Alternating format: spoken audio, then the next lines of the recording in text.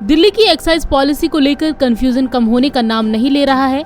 इसी भ्रम की वजह से शनिवार को अचानक दिल्ली की शराब की दुकानों पर लंबी लंबी कतारें लग गईं।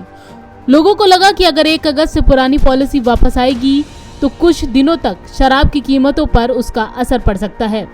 साथ ही राजधानी में शुरू हुई पैनिक बाइंग और किल्लत के मद्देनजर दिल्ली सरकार नई आबकारी नीति को 1 महीने बढ़ाने पर विचार कर रही है।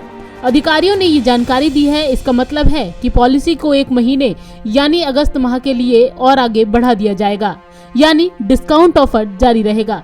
आपको बता दें कि इससे पहले उप मुख्यमंत्री मनीष सिसोदिया ने 30 जुलाई को कहा था कि दिल्ली सरकार ने नई आबकारी नीति को फिलहाल वापस लेने का फैसला किया है और सरकार द्वारा संचालित दुकानों के जरिए शराब की बिक्री किए जाने के निर्देश दिए गए हैं।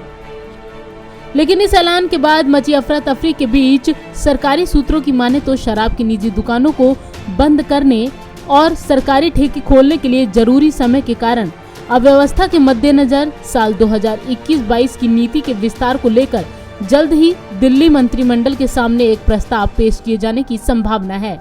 शहर में संचालित 468 निजी दुकानें 31 जुलाई को लाइसेंस की अवधि और नई आबकारी नीति समाप्त होने के बाद 1 अगस्त से बंद हो जाएंगी।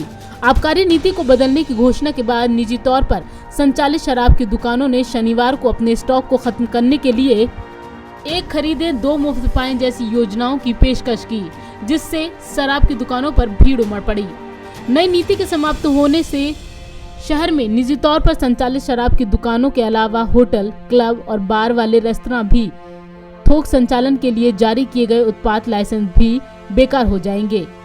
शराब विशेषज्ञों के अनुसार इसका मतलब है कि 31 जुलाई के बाद जब तक सरकार की ओर से कुछ वैकल्पिक व्यवस्था नहीं की जाती, तब तक थोक विक्रेताओं से पूरे आतिथ्य क्षेत्र और खुदरा विक्रेताओं को शराब की आपूर्ति नहीं होगी। नई आबकारी नीति को वापस लिए जाने के बाद शहर में शराब की आपूर्ति सुनिश्चित करने के लिए की जा रही व्यवस्थाओं के बारे में दिल्ली सरकार या उसके आबकारी विभाग की ओर से कोई भी जवाब फिलहाल नहीं आया है। ऐसे में कयास यही लगाए जा रहे हैं कि सरकार नई आबकारी नीति को 1 महीने के लिए और लागू रख सकती है। नवोदय टाइम्स के लिए संगीता सिंह की रिपोर्ट, दिल्ली।